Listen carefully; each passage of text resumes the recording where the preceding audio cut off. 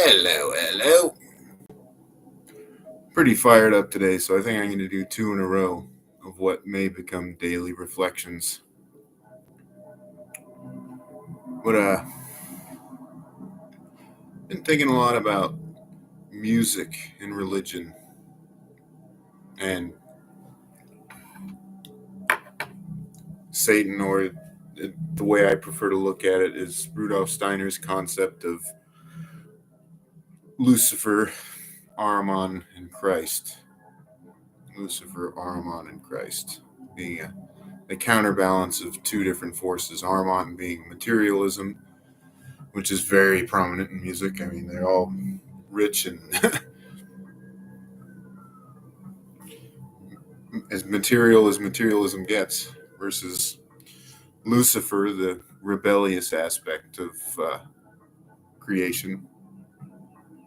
I mean, I would call it the fallen side, but I don't think it's that simple. Um,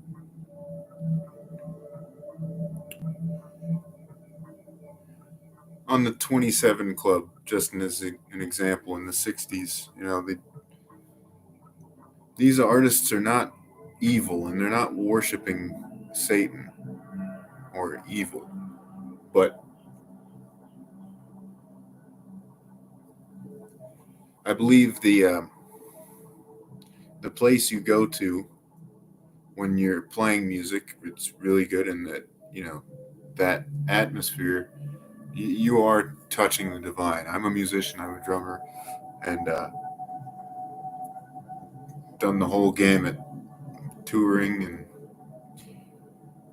destroying myself with substance and everything else, as you do when in Rome.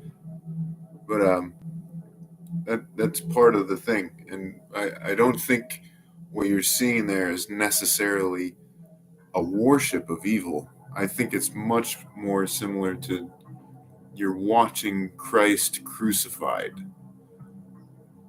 You're watching people completely dedicate their life to the world in a, not in all aspects, but in most aspects. It you know they are playing for themselves. We musicians play for ourselves, but without a crowd, it's just play. And I'm sure a lot of musicians would love to just make the music and let it be that, but you gotta have a living.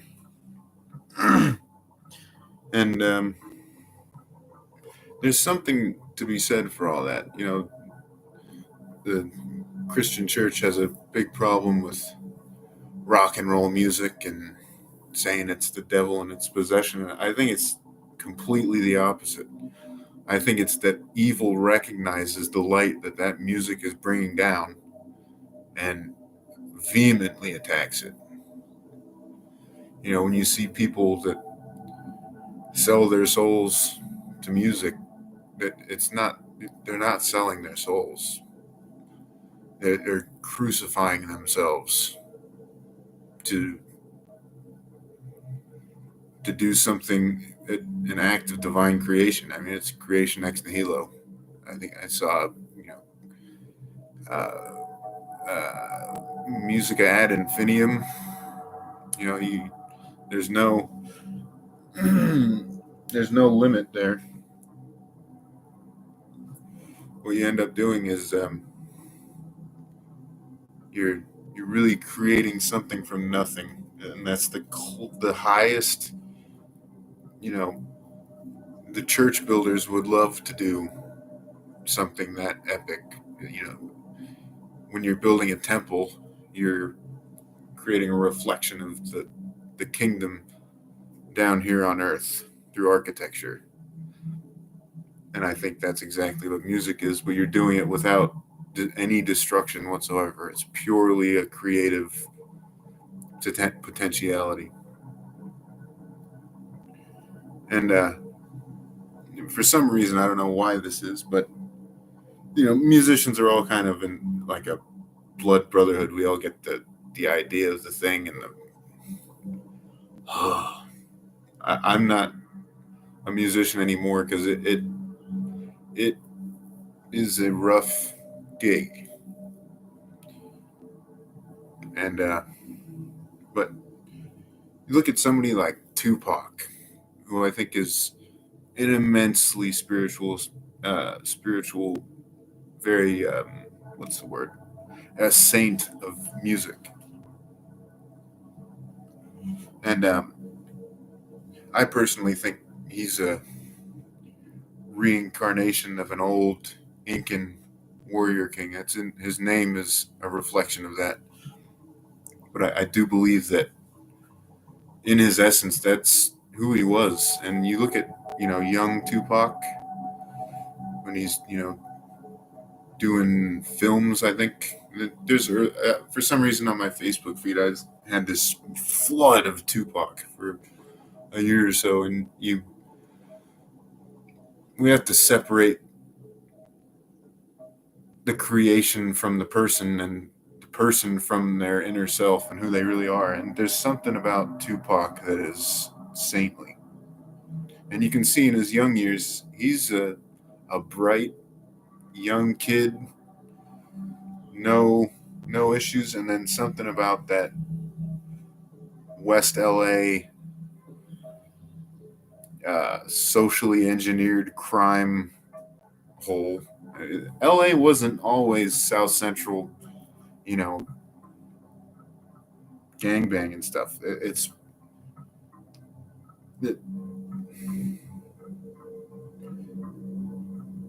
it's an example of the worldly, Ahrimanic, material corrupting side that attacks anything of the light that it sees by its very nature. I think it's a magnetic thing. That a lot more light, there's going to be way more shadows. The stronger the pole, the tighter the two magnets are going to slam together. And I think Tupac really was a saintly person. He got absolutely crucified to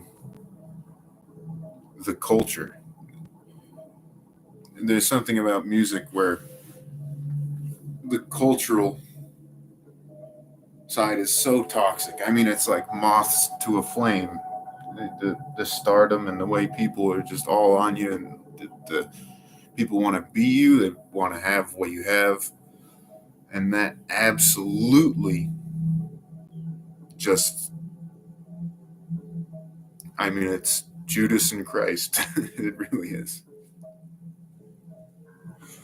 And you can see the growth of Tupac, and he was fighting for the right reasons with what he had. And the Rastafarians and reggae have a very interesting viewpoint on their musical task. They think of it as a mission. They're here to spread good vibrations, and I think there's something to that. And you know, the the church associating music with Satan is just, you're literally just empowering the devil more. You're literally just adding fuel to the fire in what should be something that's held in high regard. Without music, I never would have been led to God or anything. I mean, that Most Def and Talib Kweli's Black Star is one of the most spiritually eye-opening records for me. That absolutely, that kind of thing where you just stuck there, just reflecting and hearing the lyrics and feeling that. I mean, it's literally a sermon in a lot of cases. But, and that's what the Rastas are doing with reggae, and that's with reggae. It's a very positive music. You can't really call that evil, but I mean, even heavy metal, which is what I listen to. That's what I grew up on and really liked. Megadeth and Exodus and all this.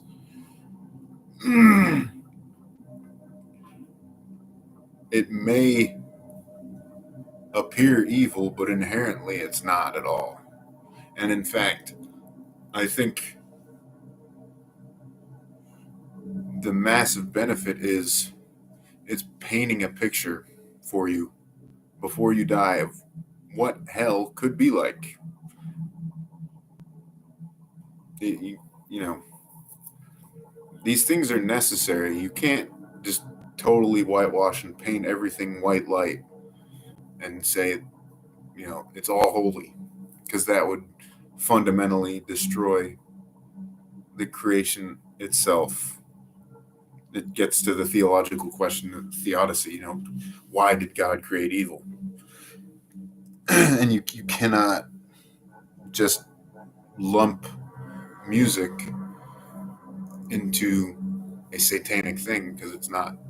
It's really not. It would be the same as like saying a demonology of the demonology the Catholic Church did is just all evil. That what they were doing is evil, and they're summoning by speaking on it. But it holds an incredibly powerful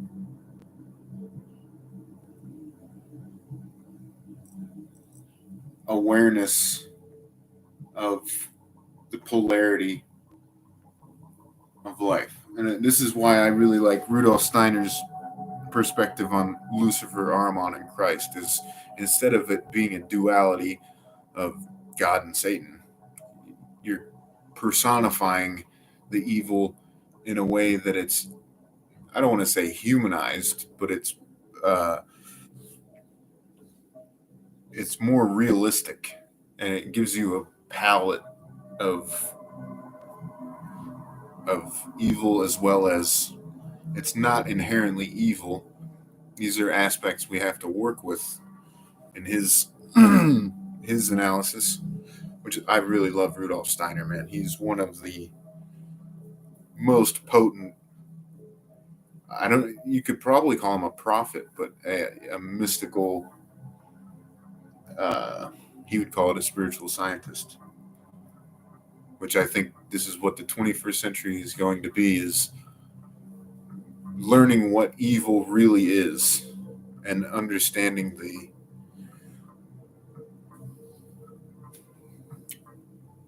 what's the word spectrum of this world we live in, because it's not a duality. It's not. It's simply not. It does injustice to the creation to call it just simply duality.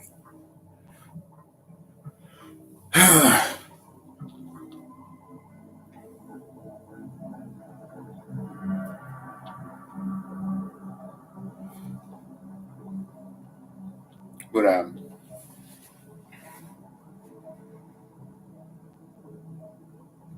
yeah,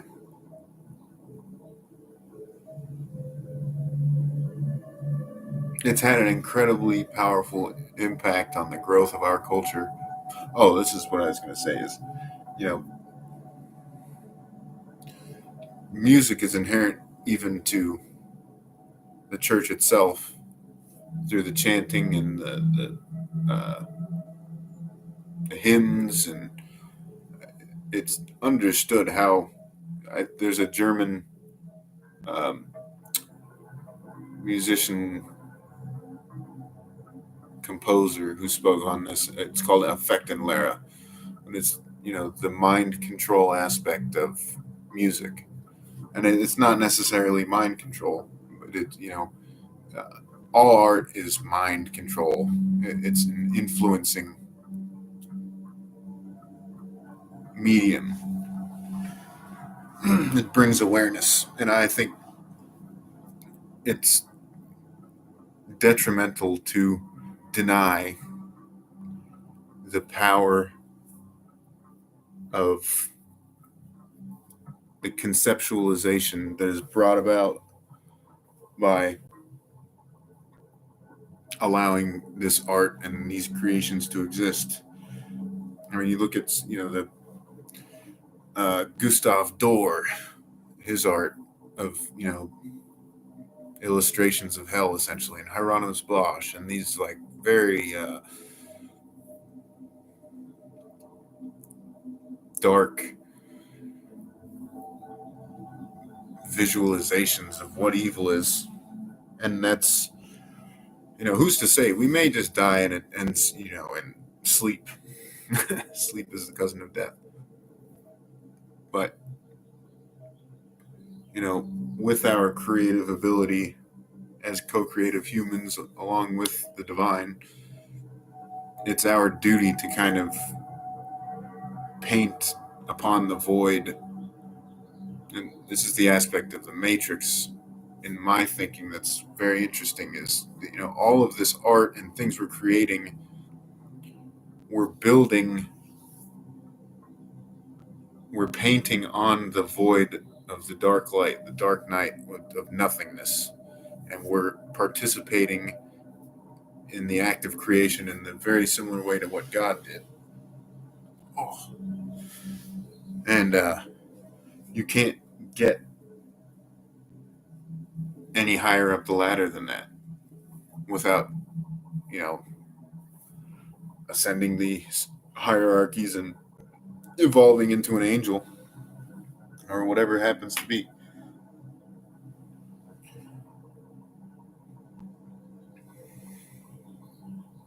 But this is a doctrine that has to go.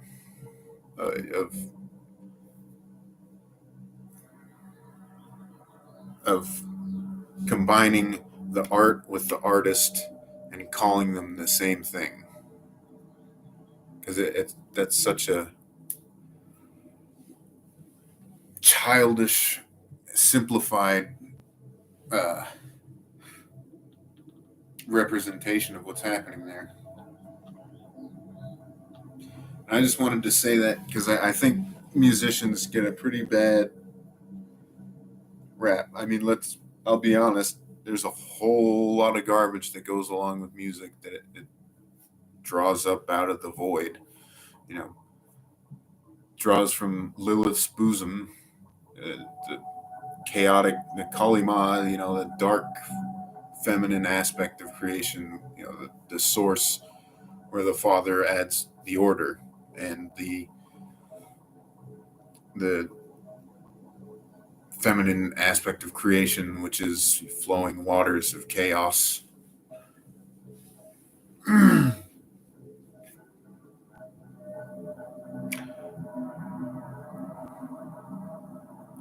Yeah, I think that's pretty near all I have to say for now. I could probably just keep talking and talking, but I want to keep these reflections around 20 minutes. That seems to be working.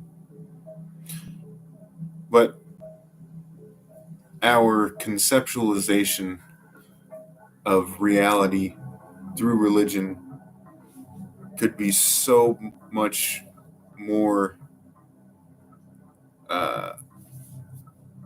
Jackson Pollock and expanded upon, and allowing for every facet without immediately condemning it. It's not our duty to condemn or judge at all. Christ can stand on his own. If he's Yahweh incarnate, let Christ stand on his own. That's what he died for.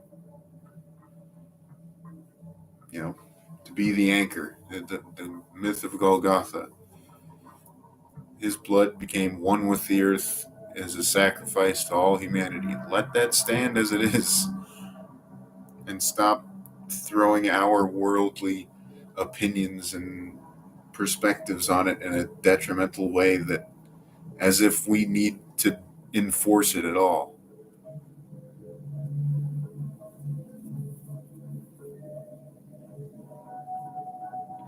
But yeah, I find these reflections are going to be a good thing. It's mostly me learning how to speak and get my mind out and let me think. But I appreciate anyone who views these. Maybe one day I'll turn it into something. But I'll leave it at that for today. And I'll leave it with this.